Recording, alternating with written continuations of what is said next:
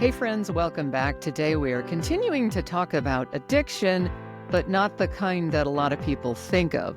So scientists, not all of them, but a lot of them are searching for a cure for addiction, right? We know that. But yet at the same time, the food industry is engineering products to keep us addicted. And they're doing it using the same part of our brain that drugs hijack. Some of you probably already knew that.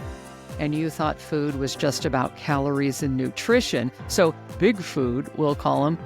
They've turned eating into a science experiment. We're the lab rats. I mean, this has been going on for a long time, and we knew this. We're really kind of figuring it out more now. It's coming to light. But they've got teams of chemists, neuroscientists. They work around the clock, not to make food healthier, but to make it more addicting, right? Impossible to stop eating. So how do they do it? Well, we've all heard about dopamine and addiction. We'll use dopamine for all the neurotransmitters, right? It's a buzzword, but there's a lot of different ones. But these are the feel-good endorphins. They hijack the brain's reward pathway. So that's what drugs and alcohol do. So your brain is wired to reward you with dopamine. This is the kind of thing that, God created us, I believe, and this helps us survive, right? Eating, exercising, socializing, things like that, recreating, all these things reward us with dopamine, the feel-good endorphins, because otherwise, why would we do anything? We would just lay down and die, right? But we don't often look at sugar and certain chemicals that they put in food as drugs. But you know what? They are. In my opinion, they are. Okay? So with drugs and alcohol, over time, the brain adapts, making natural rewards feel dull, boring, or tolerance you need more and more. And that's why drug addicts chase bigger highs and why food cravings can feel impossible to resist.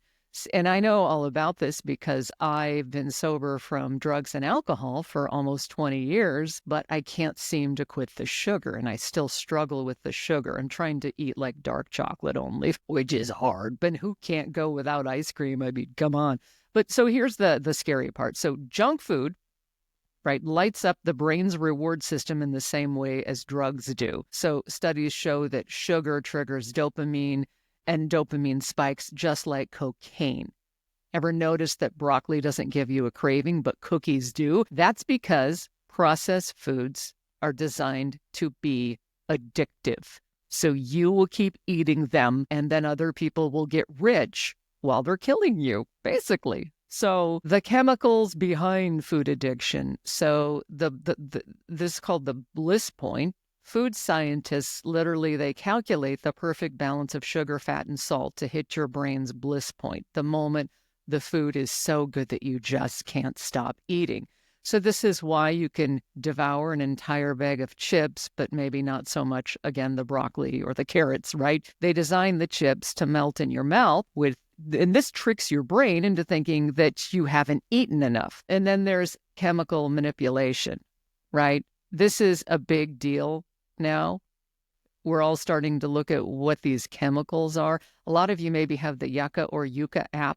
There's a little app that you can put on your phone. It's got a little carrot on it. You scan stuff. It's a fantastic app. I would highly recommend it. And no one's sponsoring this or anything, but put it on your phone and you can scan everything. And it just really tells you what chemicals are in it and if they're high risk or not. Okay, so MSG, we know that one, but it's still in a lot of stuff. It enhances flavor so intensely that it tricks your brain into thinking that the food is more satisfying than it really is. So this stuff's in chips and frozen meals, even healthier stuff. I found out, and I believe this is the one that's even in Campbell's soup, condensed cream soup, cream of asparagus and stuff like that. I'm like, what? And then, of course, the high fructose corn syrup. And so this doesn't just sweeten food, but it rewires your metabolism and it makes your brain crave more sugar. So it's in almost everything processed, from bread to salad dressings. You think you're eating a healthy salad? Not. And then the artificial sweeteners. Oh my gosh, I've been using these things for years. Aspartame, sucralose. So these are supposed to, make us healthier because, they can help us stay skinny, but they actually increase cravings. So actually they don't, because then this confuses your brain into expecting calories that never come. It can mess with your blood sugar. Now they're saying it can quickly start hardening your arteries. That's just aspartame. Then there's hydrolyzed soy protein. This is used to give processed meats and soups a really rich, like addictive taste. And then here's one for you. Let's see if I can say this. Polysorbate 80 and carboxymethylcellulose. Honey, can you run to the store? We're out of carboxymethylcellulose. I mean, right? If it's not in your kitchen, you probably shouldn't eat it. What do we do about this?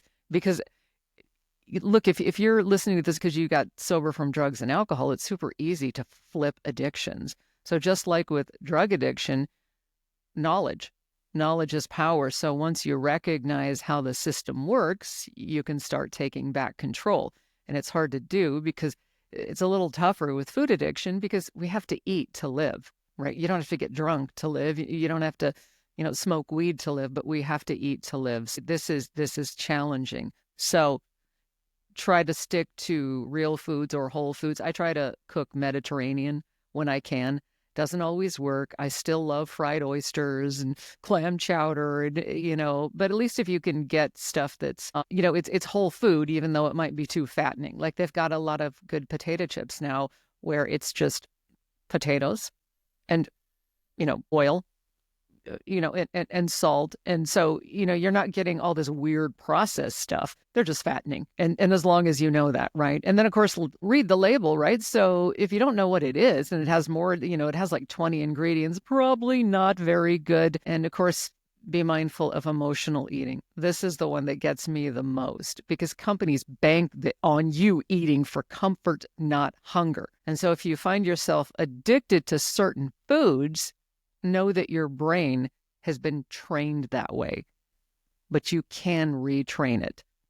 I mean, this is unbelievable, right? This is crazy because food addiction is just as bad as other addictions. So again, you've got treatment centers all over for drug and alcohol addictions. We're trying to find a cure for addictions, all these sorts of things going on. Meanwhile, they're creating food to get us hooked.